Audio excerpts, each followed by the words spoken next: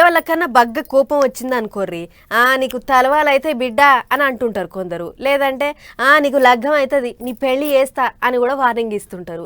ఇప్పుడు గీ ముచ్చట ఎందుకంటే ఇగో గీడో కాడ పెళ్లి చేస్తా అని ఓ లీడరు, పెళ్లి చేస్తా అన్నావు కదా అని ఇంకో లీడరు, షేయ్ పార్టీలకు కార్ పార్టీలకు నడమ ఎట్లయింది చూడుర్రి లొల్లి.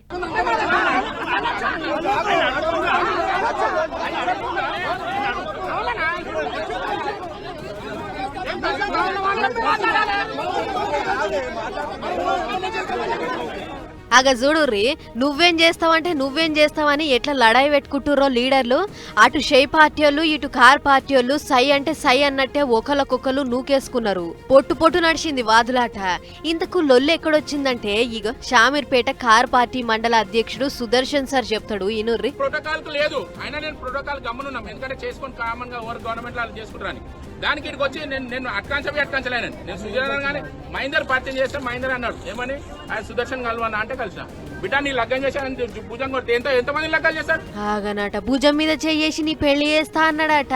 మొన్నటి ఎలక్షన్ లో మేడ్చల్కెళ్లి పోటీ చేసిన తోటకూర వజ్రేష్ సారు ఇక పెళ్లి చేస్తా అంటే చిన్న ముచ్చట్న నీ సంగతి చూస్తా అన్నట్టేనాయే. అందుకే నా పెళ్లి చేస్తావేమో చెయ్యి అని వజ్రేష్ సార్ కు అడ్డం తిరిగిండు సుదర్శన్ సారు. ఇక అటు షేయ్ పార్టీ వాళ్ళు ఇటు కార్ పార్టీ వాళ్ళ గట్టిగానే నడిచింది. కాసేపు పెళ్లి చేస్తా అన్నావు చేసి చూయించాలే అని గట్టి పట్టుబట్టిర్రు కార్ పార్టీ వాళ్ళంతా.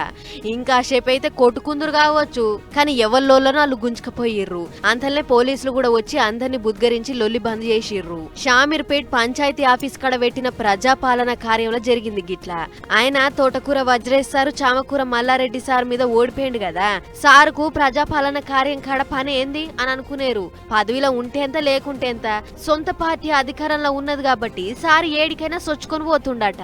సరే పోతేమాయ గాని ఎవరిద్దన్నారు గాని గిట్ల మాటలు ఇడిచిపెట్టుకుంటే ఏమొస్తా చెప్పుర్రి. టైం అందరికి ఒక తీరు ఉంటదా?